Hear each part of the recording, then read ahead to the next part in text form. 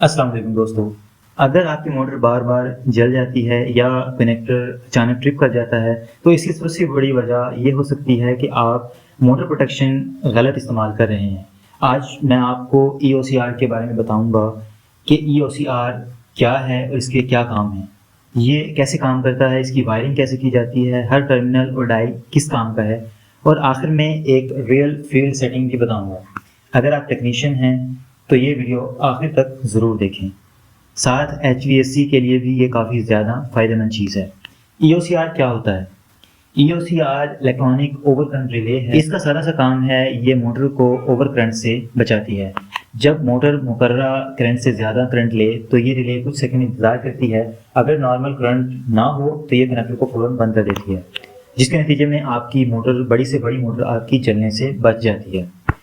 बात करें thermal overload और EOCR रिले में क्या फ़र्क है। अक्सर लोग पूछते हैं कि जब थर्मल ओवरलोड है तो फिर EOCR क्यों?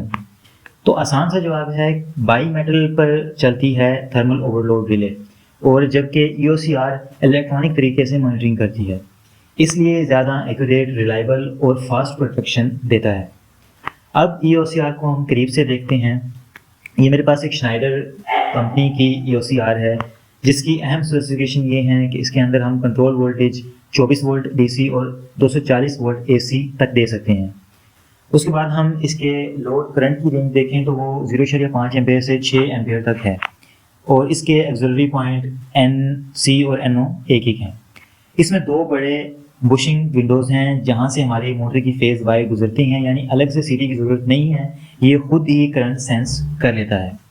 अब इसके टर्मिनल देखते हैं। इसके अंदर कुल 6 टर्मिनल हैं। 2 टर्मिनल इसके A1 A2 इसकी पावर के लिए इस्तेमाल होते हैं। उसके बाद 95 96 नॉर्मली क्लोज कॉन्टैक्ट्स हैं और फिर 97 और 98 ये नॉर्मली ओपन कनेक्टर्स हैं।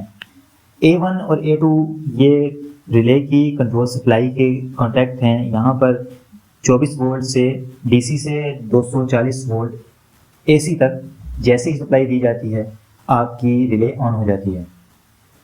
आगे देखते हैं हम 95 96 नॉर्मली क्लोज पॉइंट है। ये सबसे अहम कॉन्टैक्ट हैं, इसे हमेशा कॉन्टैक्टर कॉइल के साथ सीरीज में लगाया जाता है। जब आपकी EOCR ट्रिप करे ये कॉन्टैक्ट खुल जाता है और कनेक्टर खुद ब खुद बंद हो जाता है। 97 98 नॉर्मली ओपन है। ये या तो PLC या कॉन्टैक्ट अलार्म या बजर के लिए इस्तेमाल होते हैं। जैसे ही आपका कॉन्टैक्ट बंद होता है तो ये फ़ौरन से इंडिकेशन लाइट या अलार्म चला देता है। हम इसकी पहली सेटिंग देखते हैं। सबसे पहले डायल में यहाँ आपको मोटर के फुल करंट की सेटिंग नज़र आएगी।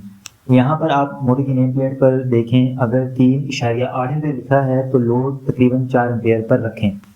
याद रखें, गलत प्रोटेक्शन, गलत करंट सेटिंग बेकार प्रोटेक्शन कर देती है। दूसरी इसके अंदर चीज़ जो है वो डिले टाइम है, ट्रिप टाइम। जब मोटर स्टार्ट होती है तो थोड़ी देर ज़्यादा करंट खींचती है, उसके इसलिए उस वक्त फ़ौरन ट्रिप नहीं करता। EOCR में इतने सेकंड का वक्त होता है कि वो उसको सेट करे। उसके बाद इसके अंदर रेंज होती है 1 से 3 सेकंड की। ये सेटिंग बहुत अहम है हेवीली स्टार्टिंग मोटर्स के लिए। तीसरी हम देखते हैं आउटपुट डिले टाइम। फॉल्ट खत्म होने के बाद कितनी देर में दोबारा नॉर्मल हालत में आएगी, वो आप यहाँ से सेट कर सकते हैं। उसके बाद N और R स्विच हैं। ये एक छोटा सा स्विच है N और R पर ऑटो रीसेट है। जब फॉल्ट खत्म होगा तो नॉर्मल रिले खुद हो जाएगी। N जो है वो मैनुअल रीसेट है, आपको रीसेट बटन दबाना होगा। सनती प्लांट में ज़्यादातर मैनुअल रीसेट इस्तेमाल होता है ताकि ऑपरेटर पहले फॉल्ट की वजह चेक करे। उसके बाद हमारे पास दो यहाँ पे बटन हैं, एक टेस्ट और एक रीसेट का। टेस्ट के बटन को दबाकर बगैर फॉल्ट के रिले को ट्रिप होकर देखा जाता है। अगर वायरिंग ठीक हुई कॉन्टैक्टर फ़ौरन ड्रॉप हो जाएगा। इस तरीके से आपका टेस्ट मुकम्मल होगा। और रीसेट बटन, जब आपने रिले को दोबारा स्टार्ट करना है तो रीसेट बटन इस्तेमाल किया जाता है। प्रैक्टिकल एग्जांपल देखते हैं। फर्ज करें आपके पास 2 HP की 3 फेज मोटर है। नेम प्लेट के ऊपर जो करंट है वो 4 एम्पेयर है, तो आप इसकी सेटिंग इस तरह रख सकते हैं, load 4 ampere, delay time 5 second और ऑफ टाइम 2 सेकंड या साथ रीसेट मैनुअल। ये एक अच्छी सेटिंग हो सकती है।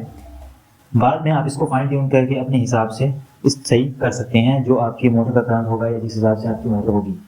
अब आम गलतियाँ क्या हैं? नेम प्लेट देखे बगैर करंट सेट करना, रिले टाइम को बहुत कम या सिफर रखना, वायरिंग गलत करना जो कि 95 और 96 पर होनी है उसको चेंज कर देना, रिले को कभी टेस्ट करके ना देखना और ऑटो रीसेट की बजाय मैनुअल ज़्यादा ना करना, ऑटो रीसेट करके छोड़ देना।